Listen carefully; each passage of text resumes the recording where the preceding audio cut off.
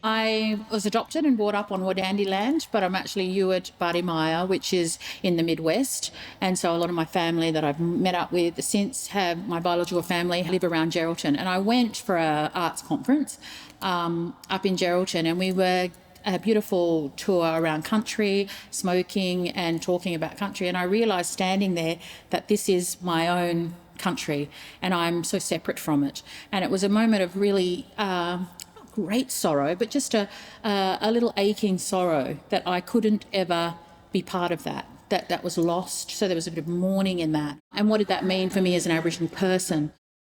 Those sorts of things were swirling around, and that poem came out so easily. Lee and I were talking about ways of working and talking about our two crow stories, these two women from different backgrounds with many similarities that we found. That poem just sort of fell out of me, and it was about "And the Crow Are We."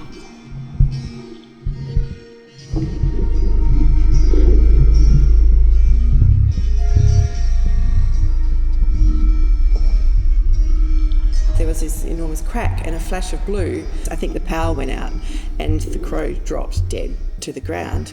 And I went over to it, and it was, the kind of iridescent feathers. Like, it's just a beautiful, youthful, gorgeous, perfect thing that had suddenly been rendered dead.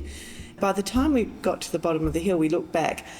I think there was probably 50 crows circling and crying. It was this huge spectacle on the horizon, and it was over the body of their lost crow.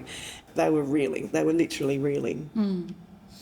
And I have a very similar story, but it wasn't mine. It was my old eccentric Auntie May.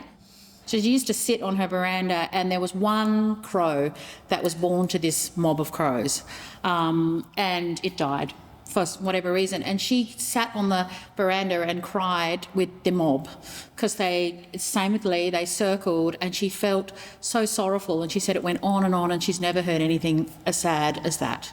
And that is not coming from her, that is not something she would normally be given, but she mourned with this group of birds.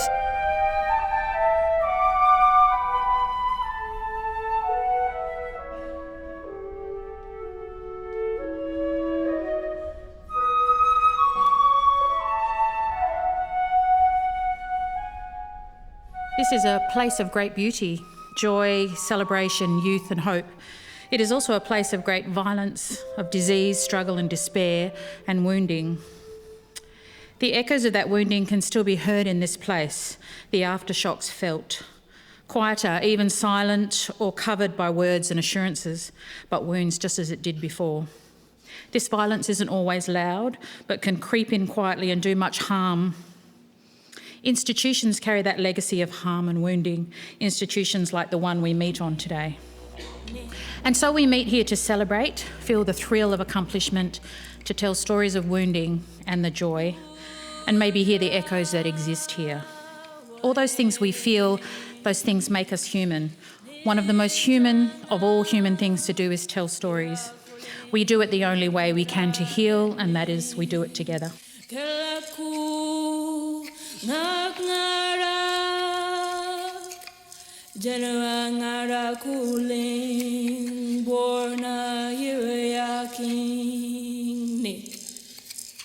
Gnale